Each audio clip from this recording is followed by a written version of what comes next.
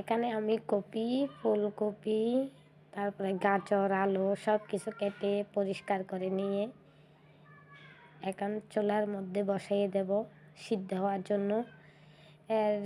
সিদ্ধ হওয়ার পরে যে নুডলস দিয়ে দিলাম। আপনারা অবশ্যই জানতে চান এটা দিয়ে আমি কি করব। আজকে সবজি নুডলস হবে, স্বাদ আর স্বাদ। কার কার পছন্দ। এই সময় গাজর পাওয়া যাবে, ফুলকপি পাওয়া যাবে, সব কিছু নতুন। এর মধ্যে যদি নুডলসটা যদি সবজি নুডলস যদি না খায় আর কি মন পড়ে বলেন।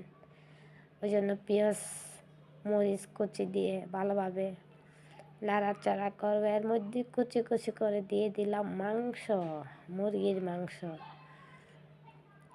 আস্তে আস্তে লাড়া করে আমি যেভাবে আস্তে লাড়তেছি মনে হয় যে ভেঙে যাইতেছে।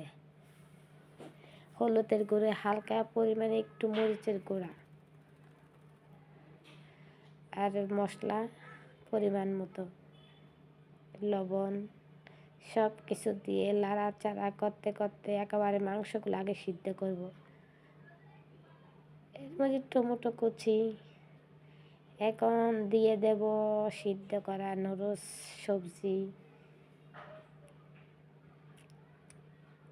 কার কার পছন্দ কমেন্ট করবেন। দিয়ে দিলাম নুডলস মশলা।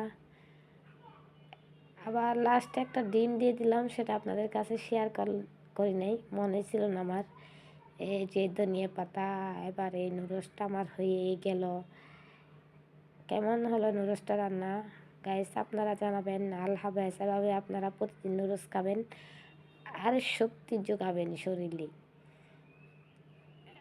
স্বাদ আর স্বাদ, জাল জাল করে নুডলস শীতের দিনে না খাইলে কি হয়, তাই আমিও করে ফেললাম। আল্লাহ হাফেজ।